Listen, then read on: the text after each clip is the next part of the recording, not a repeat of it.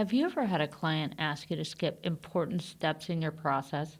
Maybe they want to jump straight to implementation without doing the foundational work, or they're eager for results and they want to jump ahead in the process.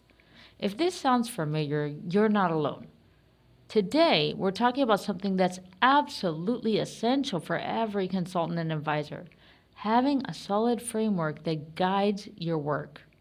By the end of this episode, you'll understand why frameworks matter, how to develop one that works for you without reinventing the wheel, and why sticking to your process is one of the most valuable services you can provide to your clients. Because here's the truth: there are no shortcuts to meaningful results. Let me start with a story about Jim Rohn, one of the founders of the coaching industry back in the late 70s and early 80s. Jim frequently talked about his mentor, Earl Shoaff. What's interesting is that Jim didn't hide the fact that many of the frameworks he used came from Mr. Shoaff. These were the tools that helped Jim get his life on track. Jim didn't feel the need to create something completely new. Instead, he applied what worked, added his own experiences, and helped countless people transform their lives. That's the thing about frameworks. You don't have to overthink them. You don't have to reinvent the wheel. The framework doesn't even need to be entirely your own creation. Now, let me be clear on what I'm not saying.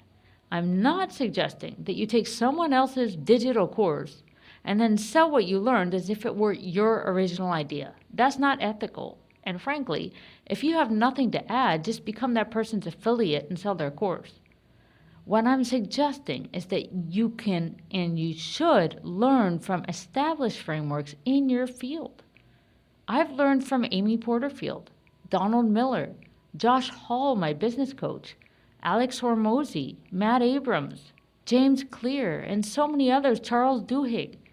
I've taken their frameworks, understood the principles behind them, added my own tactics at work, and then meshed it all together to create something that works for my specific clients and their needs. You don't need to create an entirely new approach. Start with an existing framework, adopt it, use it, apply it, find out how and why it works, then adapt it and improve it to put your own spin on it based on your unique experience and expertise.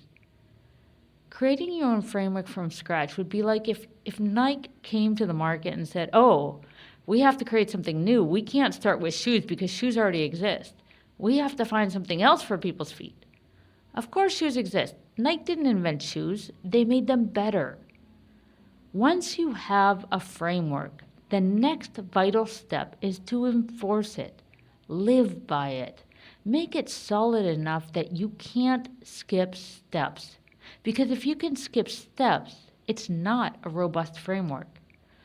I have a client who recently started working with me and she's canceled 2 meetings. She hasn't finished going through and defining the essential elements of her brand, and she just asked me if we could skip ahead to planning her podcast topics. In my framework, we always start with the brand so we can clearly see what we're actually putting out there. What are we about in the world? What's our flavor? What's our MO? This is crucial to ensure we resonate with those we want to serve. The second thing we always examine is who our ideal client is. Every piece of content we create should solve a real problem for our client. After we fully understand all the ways our client's affected by that problem, then we can package our solutions in our content. But imagine starting with a podcast without ever looking at the client, without ever acknowledging what your brand stands for. It just doesn't work. Think of it like this. When you look at a recipe, the first instruction is often to preheat the oven. If you don't preheat the oven, what happens? You mix all the ingredients, you fluff the eggs, you add the butter, the flour, the sugar, and then you have to wait 20 minutes for the oven to warm up. Skipping this step doesn't get you there any quicker. And if you put the cake in the oven without the oven being hot, it's not going to cook properly. This is exactly what happens when we try to skip crucial steps in consulting frameworks. As consultants and advisors, it's our responsibility to establish a framework for our clients that works, one that's been proven, thoroughly thought out step by step, and it needs to be executed in order. Then we walk them through it, guiding them along the way. But there are no shortcuts to the end results without going through the process. Many times you'll find that your clients get in their own way. They probably can't see it clearly. And sometimes you have to help them understand that skipping steps will only hurt them in the long run. This is really important. It's okay to tell a client no. In fact, it's your duty to tell them no if what they're asking for will lead to subpar results. If a client of mine doesn't want to follow my process, I would prefer to give them their money back and not work with them, or just deliver what we've done so far and in the contract. I'm not willing to skip important steps in a process and give them a bad result. I will not work to deliver an incomplete or poor outcome. Sometimes the fastest way forward is to slow down and do things properly. They've hired you because of the results you produce, not because you're a yes man or a yes woman, but to truly guide them to their result. Having a framework is about results. When clients try to circumvent the process, they're actually working against their own success. Your job is to hold the line, to be the expert who knows what works, and to guide them even when they resist. Let's summarize the key points about developing and sticking to your framework.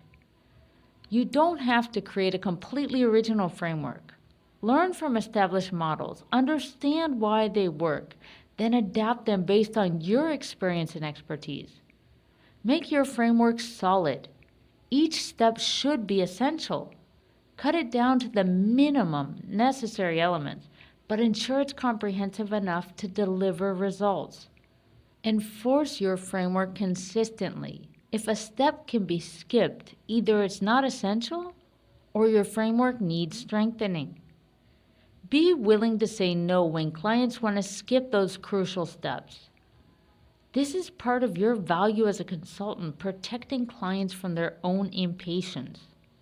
Remember that following a proven process is ultimately faster than taking shortcuts that lead to poor results and rework. Your framework is one of your most valuable assets as a consultant. It's the roadmap that leads your clients to success, and it's built on your expertise and experience. Don't be afraid to stand firm when clients want to skip steps. You're not being difficult, you're being professional. When you consistently deliver results through your proven framework, clients will come to trust your process. They'll understand that each step serves a purpose, and they'll value your guidance all the more for it. Remember, we're not in the business of giving clients what they ask for. We're in the business of giving them what they need to succeed. Sometimes that means saying no to shortcuts and yes to the full journey. I'm Melissa Marchand, helping accomplished professionals build consulting businesses they love. If you know someone who needs to hear this message, please share this episode with them.